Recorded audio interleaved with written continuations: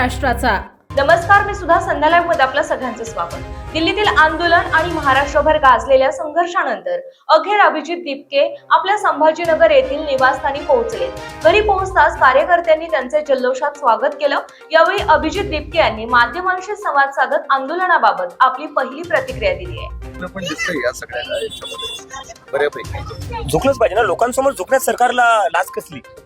लोकतंत्रामध्ये सरकारला लोकांसमोर झुकावं लागतं, त्यात काय नाही। असं आहे की काही गुन्हे इतर राज्यातनं अजून मागे घेण्याच्या संदर्भात काही सरकारशी बोलणं झालं का? म्हणजे बोलणं चालू आहे, आश्वासन दिलं होतं, लेखी अजून काही आले नाही, आम्ही त्याचीच वाट बघतोय।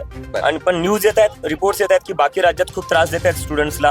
दिल्लीमध्ये चालू आहे, मला बरेचसे कॉल आले की त्यांच्या स्टुडंट्सच्या घरी पोलीस चालली आहे, तर सरकारने थांबावं, नाही तर हा अजून वाढेल आणि ते सरकारला मागायचं।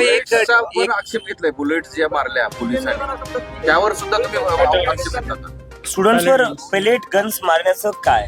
पेलेट गन तर पहिली गोष्ट ही वापरण्याचंच नाही देशातल्या कोणत्याच नागरिकावर, फक्त स्टुडंट्सच नाही, तुमच्या देशाचे नागरिक आहे ना, काय आतंकवादी तर नाहीये। काय म्हणून तुम्ही पेलेट गन वापरले?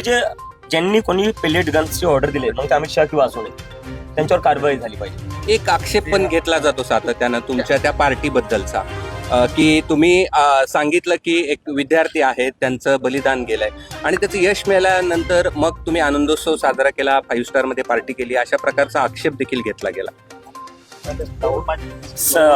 36 दिवस जेवढे व्हॉलेंटियर्स होते, 36 दिवस 45 डिग्रीच्या उन्हात बसलेले, पाऊस आला तेव्हाही ते बसलेले, तिथे संघर्ष केलेला आहे त्यांनी। त्याच्यानंतर जर एवढा मोठा विजय भेटला तर मग त्यात काय?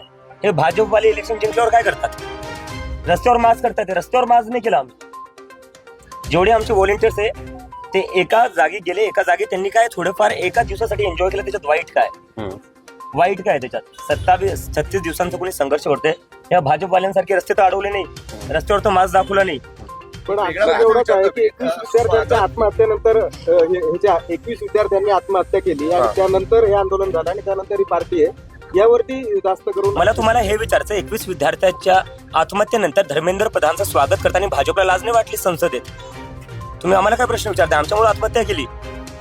घरी आल्यावर मुलांच्या उदाहरणाने स्वागत करण्यात आलं, सगळे आनंदी आहे, खुश आहे।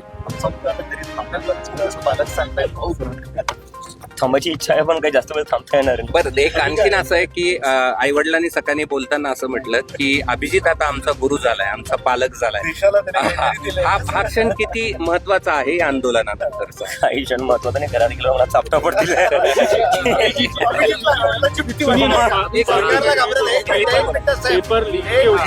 अभिजित सरकारला घाबरत नाही, पण आई वडिलांना घाबरतो थोडंफार घाबरावंच लागलं।